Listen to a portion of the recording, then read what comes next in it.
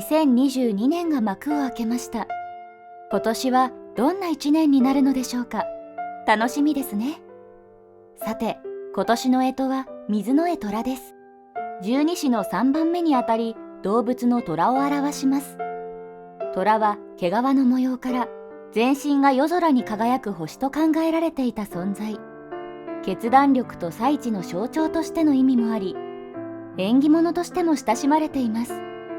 そこで今回は2022年の干支でもある虎の話をお伝えします。アジア大陸に分布するネコ科最大の動物である虎。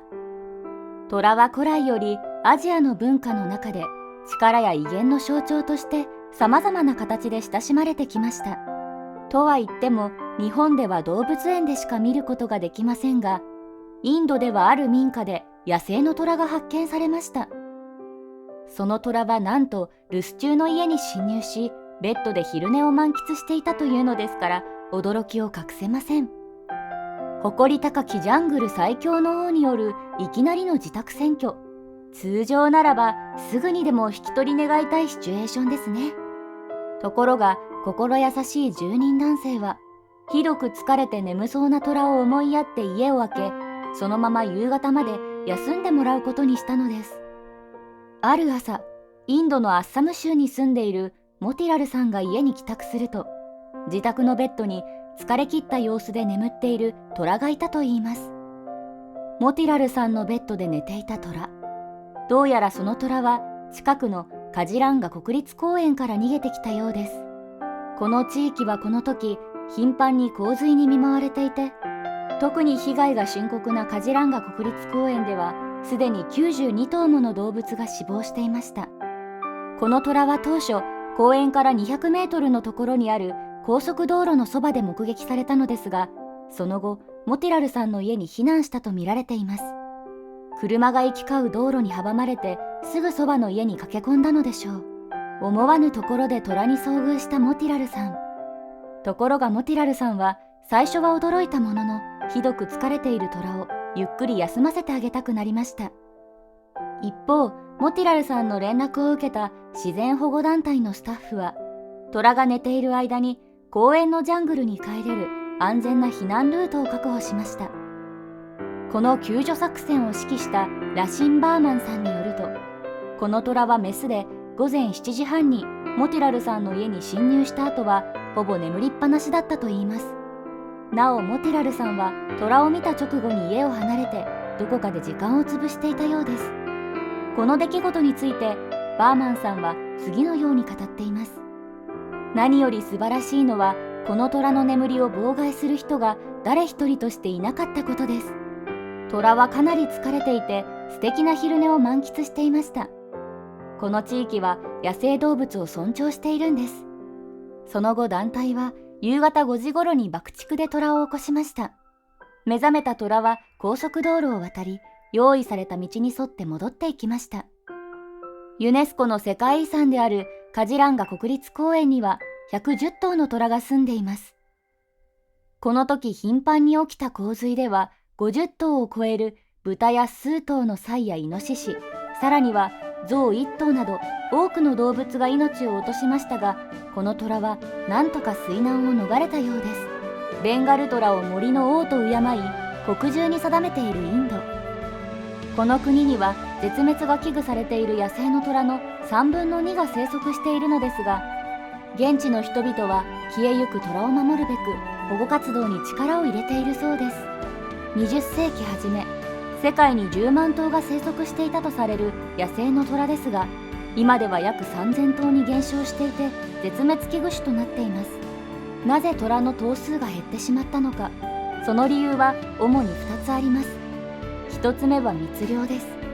野生の虎は皮から牙まで全てに需要があって、犯罪組織が違法取引をする対象となっているようです。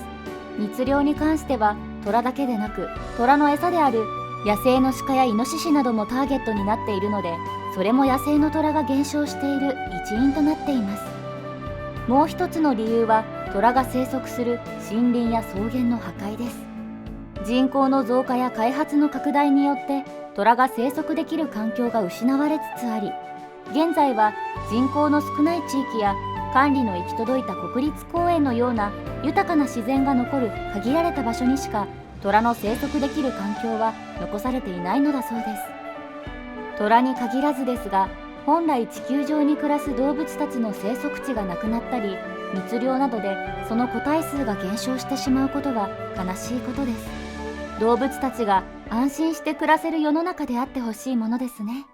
またロシア、ロストフ州ロストフナドヌー動物園では、虎の飼育ブース前でガラス越しから猫に興味を示す一頭の大きな虎の姿がありました。とても微笑ましい光景です。この猫は動物園で飼育されているのか迷い込んできたのかは定かではありませんが、猫の方も虎の見えるガラスの前から逃げずに虎とガラス越しのスキンシップを楽しんでいました。ガラスの向こう側から猫に向かって大きな虎がスリスリと頭をこすりつけています。これは猫科の動物が友好を示す時にする仕草です。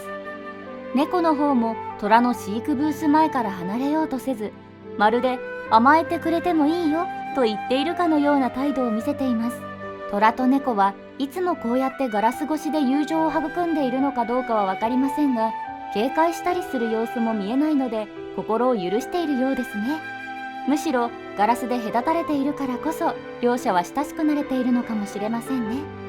種族が違う動物同士仲良くする姿を見ると心が温まりますね。